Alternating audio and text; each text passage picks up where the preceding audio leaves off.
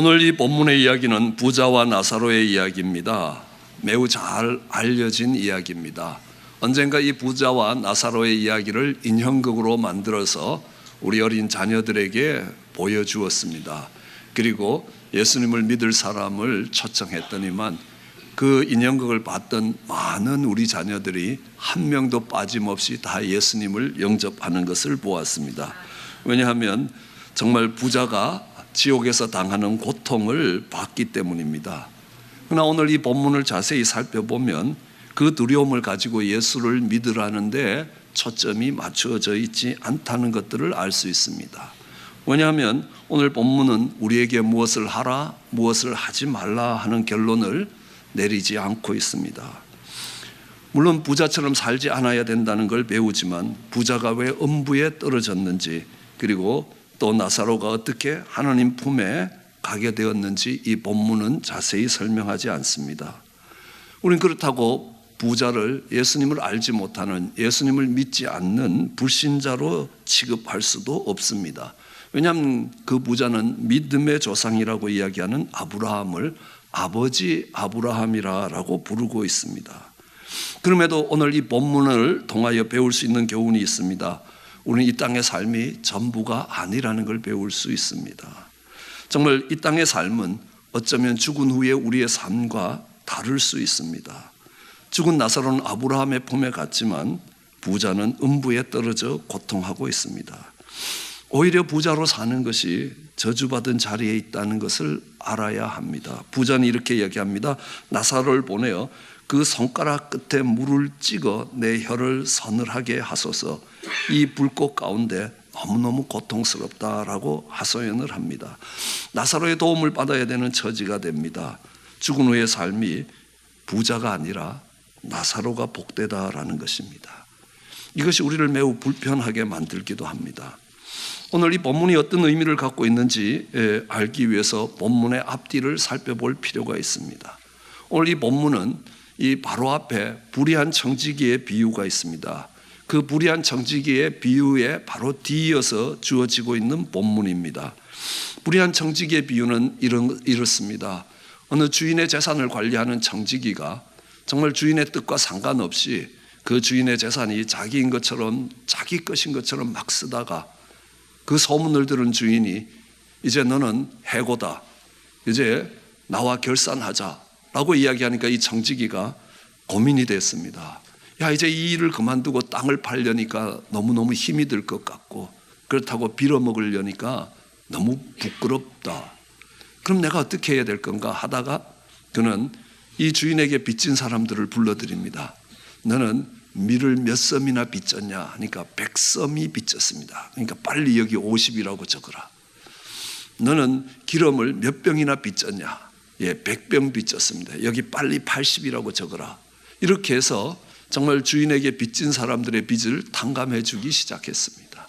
그러자 주인이 와서 하는 말이, 야, 그놈 참 지혜롭다 하고 얘기를 하고 계시는 겁니다. 근데 이 이야기를 듣고, 이 불의한 청지기의 비유를 듣고 이 바리새인들이 그 비유를 하는 예수님을 비웃었습니다. 오늘 우리가 읽은 본문 조금 앞부분에 보면 그것이 기록되어 있습니다. 우리가 19절부터 읽었지만 14절에 의하면요, 바리새인들은 돈을 좋아하는 자들아 이 모든 것을 듣고 비웃었습니다. 불의한 청지기의 이야기를 듣고 비웃었습니다.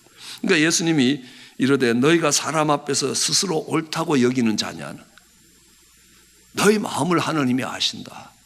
사람 중에서 높임을 받는 그것으로, 정말 신앙의 사람이라고 높임을 받는 그것으로 하나님 앞에 미움을 받게 될 것이다 라고 말씀하고 계십니다. 저도 이 바리새인처럼요, 이 불의한 청지기의 비유를 보면서 이거는 말도 안 된다, 이런 도둑놈 같은 자를 하나님이 지혜롭다라고 이야기하는 이 기독교의 도덕의 논리가 무엇이냐, 이 도둑놈을 지혜롭다라고 하면 어떻게 되는 거냐, 어떤 세상이 될 거냐라고 정말 그 본문이 이해가 되지 않았습니다. 근데 다시 생각해 볼 때 거기에는 많은 의미들이 갖춰져 있습니다. 왜냐하면 그 불의한 청지기가 나라고 생각하니까 해석이 달라졌습니다. 나는 하나님이 내 인생에 주어주신 건강도 있습니다. 또 좋은 지혜도 있습니다. 하나님이 허락하신 물질도 있습니다. 저는 그것을 내 것인 것처럼 쓰다가 어느 날 하나님 앞에 결산해야 된다는 걸 깨달을 때에 그 하나님이 주셨던 것을 가지고 이웃과 나누기 시작할 때 하나님이 그를 칭찬하시는 모습입니다. 그걸 보면서 내게 아직 기회가 남아 있다는 하나님의 은혜의 말씀으로 받을 수가 있었습니다. 오늘 이 바리새인들을 봐도 그렇습니다. 오늘 이 불의한 청지기의 비유를 비웃는 바리새인들은 어떤 사람들입니까? 그들은요 정말 신앙을 중심으로 살아가는 사람이라고 생각했습니다. 사람 중에서 인정을 받고 높임을 받는 사람들이라고 생각합니다. 아브라함을 믿음의 아버지라고 생각합니다. 자기네들은 신앙 안에서 하나님의 축복을 받은 사람들이라고 생각합니다. 정말 부자와 같은 사람입니다. 그런데요 참 놀랍게도 그 부자가 음부에 떨어졌다는 사실입니다. 바리새인들 그들은 언약을 가졌습니다. 하나님의 율법을 가졌습니다. 그래서 율법이 없는 이방인들을 개 취급을 하며 이방인, 미개인 취급을 하면서 살았습니다. 그들은 성전을 건축했습니다. 그리고 성전을 중심으로 살았습니다. 성전에 모이기를 힘쓰면서 살았습니다. 믿음의 조상인 아브라함을 아버지 아브라함이라고 생각하며 살았습니다. 그런데 참 놀랍게도 그가 음부에 떨어진다는 사실입니다. 우리는 바리새인과 세리의 기도를 기억하고 있습니다. 두 사람이 성전에 올라갑니다. 바리새인은 두 손을 높이 들고 기도합니다. 멋진 옷을 입고요 기도합니다. 하나님, 나로 하여금 저 세리 같은 삶을 살지 않게 하시고 믿음의 길을 걷게 하시고 하나님을 알게 하시고 하나님께 예배드릴 수 있게 해주신 것에 감사합니다 하고 기도했습니다. 그러나 이 세리는 그 성전에 들어오지도 못하고 성전 모퉁이에서 하나님, 나 같은 죄인도 은혜를 받을 수 있습니까? 하고 기도했습니다. 그런데요 하나님이 참 놀랍게도 오늘 저 세리가 의롭다함을 잊고 돌아갔다라고 이야기합니다. 그 바리새인들을 향하여 오히려 말씀하시기를 이 독사의 자식들아라는 겁니다. 너희 앞에 음부가 기다리고 있을 것이다 라고 말씀합니다. 오늘 우리의 삶이 어떻습니까? 말씀을 붙들고 살아갑니다. 말씀이 내 삶의 기준이 될 수 있도록 말씀을 묵상하며 말씀을 중심으로 해서 살아갑니다. 세상 사람들과 다른 기준을 가지고 다른 삶을 살고 있다고 생각합니다. 교회를 중심으로 살아갑니다. 예배를 드립니다. 주일 예배에 참석합니다. 수요일 성경 공부에도 옵니다. 금요일 기도에도 옵니다. 새벽 제단도 쌓아갑니다. 하루의 첫 시간을 하나님께 드리기도 합니다. 내가 정말 믿음의 사람이고 아브라함이 내 믿음의 조상이라고 이야기합니다. 내 삶의 중심이 성전을 중심으로 이루어지고 있다라고 생각합니다. 그렇기 때문에 내가 하나님 집에 들어가는 것, 하나님 나라에 들어가는 것 당연하다고 생각할지 모릅니다. 그러나 착각이라고 이야기합니다. 얼마든지 착각일 수 있습니다. 얼마든지 음부에 떨어질 수 있습니다. 얼마든지 독사의 자식이라는 말을 들을 수 있습니다. 성경은 우리에게 경고하고 있습니다. 너희의 구원을 두려움과 떨림을 가지고 이루어 가라라고 이야기하십니다. 빌립보서 2장 12절에 이하면요, 이 빌립보서 2장 12절은 이렇게 시작합니다. 나의 사랑하는 자들아. 세상에 가서 세상의 즐거움에 빠져있는 사람들에게 이야기하지 않는 겁니다. 바울의 사랑의 대상이 되었고 하나님의 사랑의 대상이 되었던 그들에게 하시는 말씀입니다. 나의 사랑하는 자들아, 너희가 나 있을 때뿐만 아니라 더욱 지금 나 없을 때에도 항상 복종하여 두렵고 떨림으로 구원을 이루어 가라. 이 두렵고 떨림이 그 구원을 이루어 가는 데 있어야 합니다. 바리새인들은 확신 속에 있었습니다.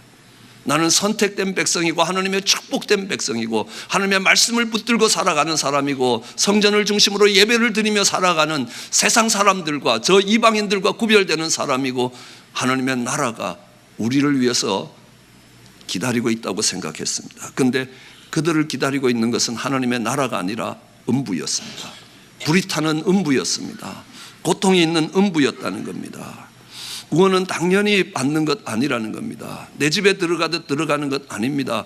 아버지 집에 들어가는 것입니다. 그러면요, 아버지의 허락하심이 있어야 들어간다고 이야기합니다. 오늘 이 부자의 문제는 뭡니까? 그가 부자로 살았다는 사실입니다. 성경은 이야기합니다. 부자는 결단코 천국에 못 들어간다고 이야기합니다. 낙타가 바늘구멍을 통과할 수 있다면 부자도 천국에 들어갈 수 있다. 이 말은요, 부자가 천국에 들어가는 것은 불가능하다는 말입니다. 그럼 어떤 사람이 부자입니까? 절대로 천국에 들어갈 수 없는 부자들은 어떤 사람입니까? 많은 것을 가진 사람입니다. 그러나 우리는 많은 것을 가졌다고 부자라고 이야기하지 않습니다. 내 것이 많은 사람들입니다. 우리는 은행의 지점장을 보면요, 하루에도 몇천억 원의 돈을 움직이기도 합니다. 그런데 그분들은요, 자기가 부자라고 생각하지 않습니다. 왜냐하면 은행에 고객이 맡긴 돈들을 고객의 뜻에 따라서 잘 투자를 해서 그들에게 이자를 돌려주는 것이 그분들의 일입니다. 그렇기 때문에 그가 수많은 돈을 쓰고 있을지라도, 수많은 돈을 투자하고 할지라도 그것이 자기 것이 아니기 때문에 그는 부자라고 생각하지 않습니다. 그럼 불의한 청지기가 어떤 겁니까? 주인이 맡긴 주인의 재산을 관리해야 되는 사람입니다. 그가 불의해진 이유는 그 주님이 맡긴 것을 내 것이라고 생각했습니다. 그것이 내 것이라고 생각해서 부자가 된 사람은 하나님이 약속하십니다. 결단코 천국에 들어갈 수 없다라고 말씀하십니다. 하나님께 결산해야 될 것입니다. 하나님께서 우리에게 허락하신 많은 물질을 하나님 뜻대로 사용하느냐 돌아봐야 됩니다. 이 부자가 그것이 내 것이고 내 소유라고 생각했기 때문에 부자입니다. 청지기라고 생각하지 않습니다. 그러기에 오늘 이 비유가 불의한 청지기의 비유를 보충 설명하고 있다는 것들을 우리는 확인할 수 있습니다. 하나님이 많은 물질을 맡기셨을 때 거기에 반드시 책임이 따라온다는 겁니다. 우리는 물질만이 아닙니다. 건강이 있습니다. 체력이 있습니다. 그것이 내 삶의 큰 재산이 될 수 있습니다. 내가 열심히 운동하고 내가 내 몸을 잘 가꾸었기 때문에 건강하다고 생각하시겠습니까? 아닙니다. 하나님이 그 힘을 주셨습니다. 움직일 수 있는 힘을 주셨습니다. 힘든 일들을 할 수 있는 체력을 주셨습니다. 하나님이 축복해 주셔서 내가 건강을 누리고 산다고 감사하면 안 됩니다. 거기서 끝나면 안 된다는 겁니다. 그 체력이라는 재산을 가지고 무엇을 했는지 결산해야 됩니다. 그걸 나를 위해 썼다면 음부가 기다린다는 말을 오늘 하고 있습니다. 부자는 대문 앞에 있는 나사로에게 자비를 베푸지 않습니다. 영적으로 부유하다고 생각했던 바리새인들도, 자신이 선택된 축복된 백성이라고 생각했던 그들도 그들 앞에 있는 가난한 자들에게 은혜를 베풀지 않습니다. 오히려 개 취급했습니다. 영적 유산을 나누어 줄 대상으로 보지 아니하고 오히려 그 이방인들을 정말 미개인으로 개 같은 인생으로 취급했던 겁니다. 그런데 보십시오. 그 개의 취급을 받으며 주인의 상에서 떨어지는 그 부스러기를 먹는 그가 아브라함의 품에 있고 그들을 개 취급했던 그 부자가 음부에 떨어졌다는 사실입니다. 우리는 수르보니게 여인을 볼 수 있습니다. 정말 그는 두로에 살던 사람이었습니다. 예수님을 찾아왔습니다. 내 딸이 흉악히 귀신 들렸다라고 고백합니다. 도와달라고 요청합니다. 그러니까요, 제자들이요, 저 여자 시끄러워 못 견디겠으니까 돌려보내달라고 요청합니다. 예수님이 자녀에게 줄 떡을 취하여 개에게 주겠냐? 하나님 개 취급을 받습니다. 아주 무시와 멸시를 받는 겁니다. 개 같은 여자도 아니고 개라고 이야기하시는 겁니다. 얼마나 모욕이 되겠습니까? 이 수르보니게 여인은요, 그리스에서 온 사람입니다. 그리스에서 온 사람입니다. 교양이 있는 사람입니다. 많은 것을 배운 사람입니다. 더구나 재산도 많은 재산을 가지고 넉넉한 사람입니다. 그러나 그 이스라엘 사람들, 이스라엘의 무리들 속에 와서 개 취급을 받습니다. 그때 그가 이야기합니다. 개도 주인의 상에서 떨어지는 부스러기를 먹습니다 라고 이야기할 때 주님이 말씀합니다. 그 개 취급을 받던 그 여인이 믿음의 사람이라고, 저 여자 좀 돌려보내라고 이야기하던 제자들이 아니었습니다. 무시와 멸시를 받으며 그 자리에서 정말 주인의 상에서 떨어지는 부스러기를 먹는 그를 주님이 아브라함의 품으로 받으시는 것들을 우리는 알 수 있습니다.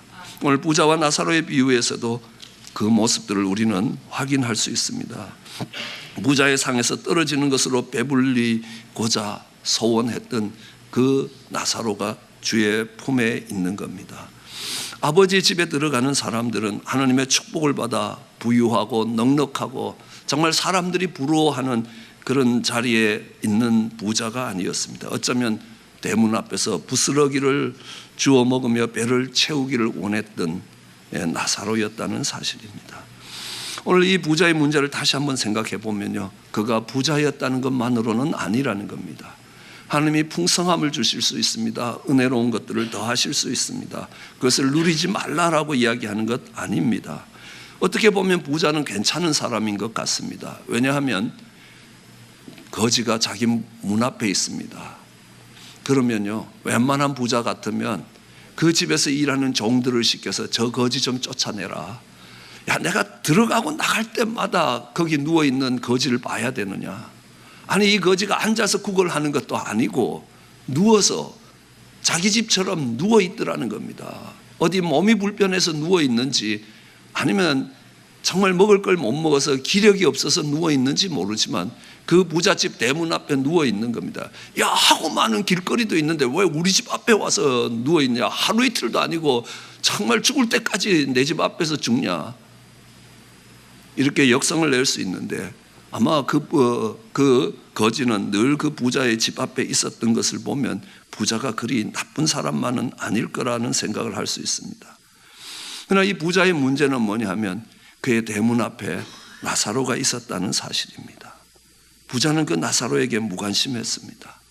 어떤 이유인지 모르지만 누워있고 몸에 부스럼이 나고 정말 부스러기를 주워 먹고도 배가 부르지 못하는 상태에 주님 배를 지고 심지어는 개들이 와서 핥는 그런 자리에 있는 나사로입니다. 이 나사로라는 사람의 이름의 뜻은 하느님이 도우시는 사람입니다. 여러분, 하느님이 도와주시는 사람, 이거 일견 보면 굉장히 좋은 것 같은데요, 별로 좋은 뜻이 아닙니다. 하나님이 도와주지 않으시면 살아갈 수 없는 사람, 하나님의 도움으로만 살아갈 수 있는 정말 연약하고 부족하고 정말 병든 인생이라는 겁니다. 그런 나사로가 부자의 대문 앞에 있는 겁니다. 부자는요, 그 나사로에 대해서 무관심했다는 겁니다. 이웃에 대해서 무관심한 겁니다.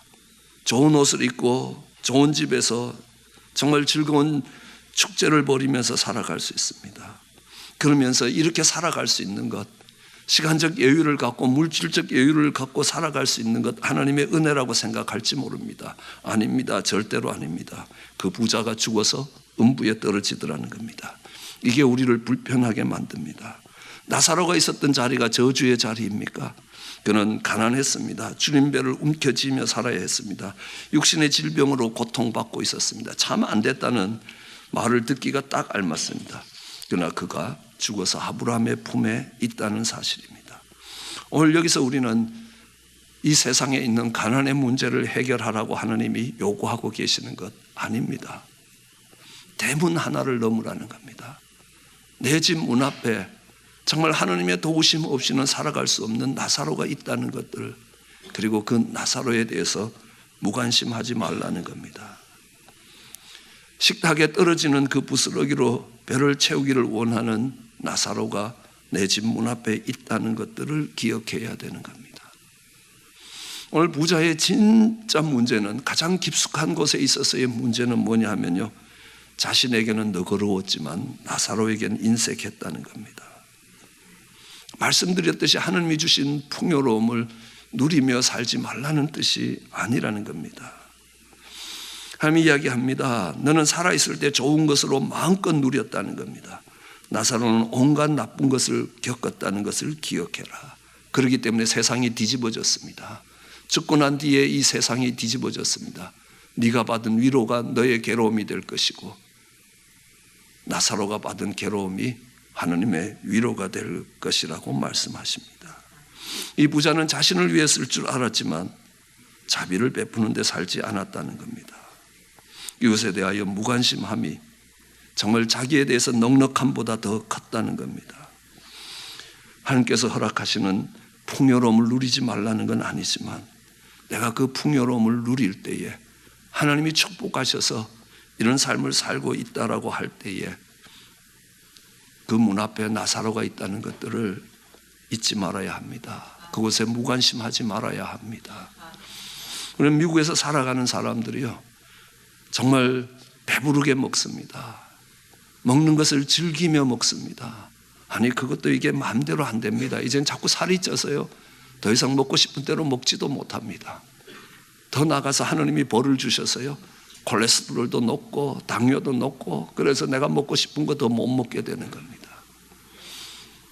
정말 하나님이 만드신 그 자연 속에서 먹고 싶은 거 먹고 그렇게 행복하게 살지 말라는 건 아니지만, 그 풍요로운 식탁에 앉을 때에 그래도 이 세상에는 줄임배를 움켜쥐고 잠자리에 드는 수많은 사람들이, 수많은 어린 영혼들이 있다는 것에 대해서 무관심하지 말라는 겁니다.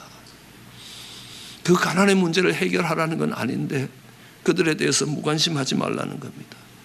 이 미국 땅에 살면서 때로는 내가 가난하다고 생각할지 모릅니다. 그러나 아닙니다.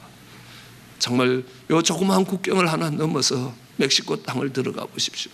그 사람들이 얼마나 비참하게 사는지 볼 수 있을 것입니다. 내가 얼마나 부유하게 사는지 알 수 있을 겁니다.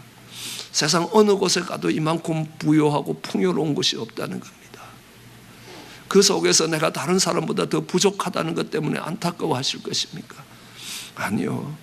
정말 배고픈 사람들이 있고 가난하고 정말 하나님의 손길이 되어서 그 부자가 돕지 않으면 스스로 살아갈 수 없는 나사로 같은 사람이 우리 대문 앞에 있다는 것들을 기억해야 합니다. 그런데 그것이 그냥 자비와 적선을 베푸는 것이 아니라는 겁니다. 반드시 죽은 후에 음부가 기다린다는 사실을 기다려야 합니다. 그 자세를 바꾸지 않으면 우리의 미래가 없다는 것들을 오늘 성경이 약속하고 있습니다. 하나님은 공평하시다고 말씀하십니다.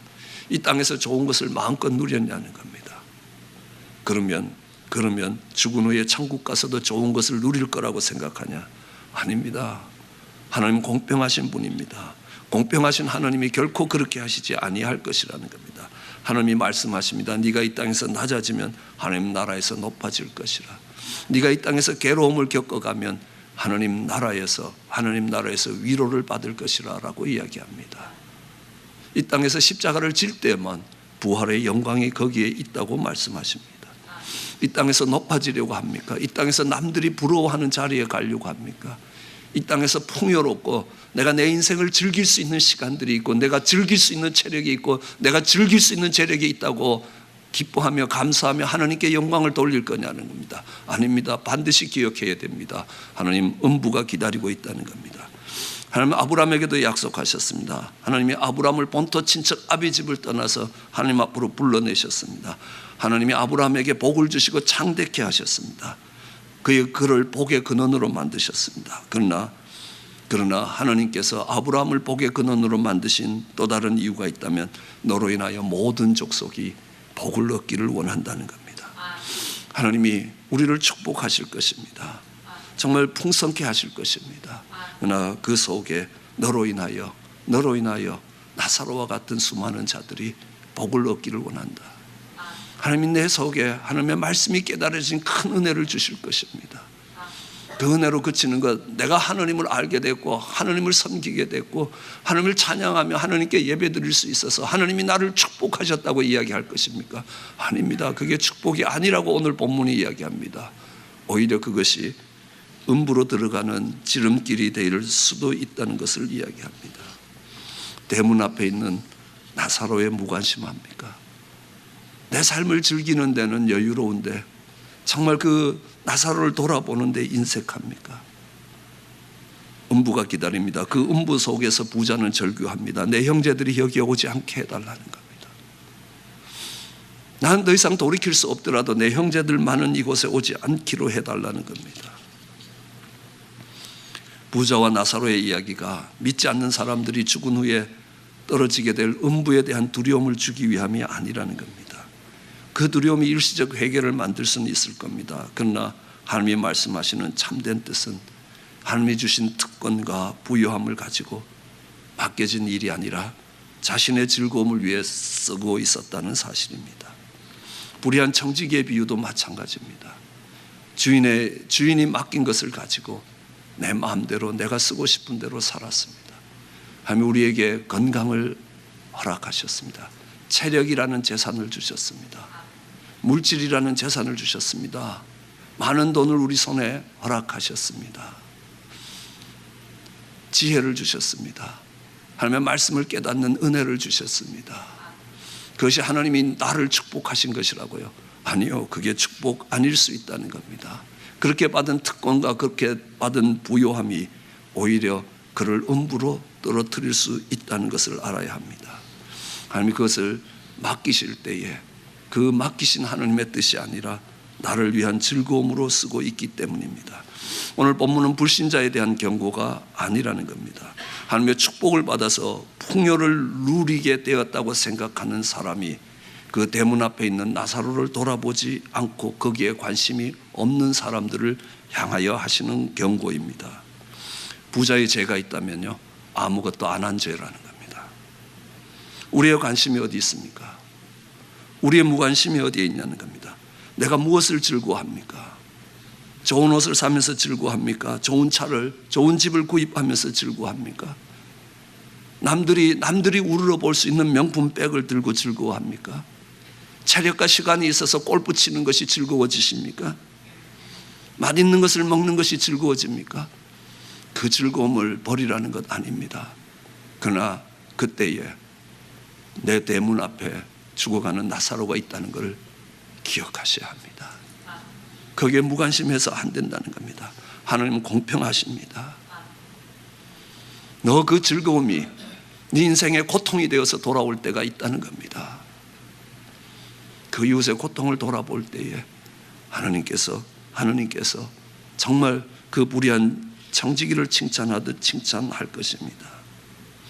하나님이 우리 삶에 왜 여유로움을 허락하셨나 다시 한번 생각해야 합니다. 우리를 이방의 빛으로 삼아 정말 많은 사람들이 구원을, 아니 어쩌면 땅끝까지 그 구원의 길이 열릴 수 있도록 하시기 위해서 하나님께서 우리를 축복하셨다고 이야기합니다. 그 이유 때문에 하나님이 축복하셨다는 걸 잊어버린다면, 그것이 내 즐거움의 정말 원천이 된다면 음부가 기다리는 겁니다. 우리는 이 말씀을 심각하게 받을 필요가 있습니다.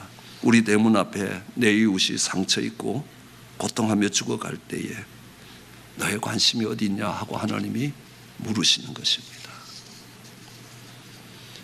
내 관심이 내 삶을 더 풍요하게 만들고 내 삶을 더 즐겁게 만드는 데 있다면 하나님이 그 부자에게 경고하십니다.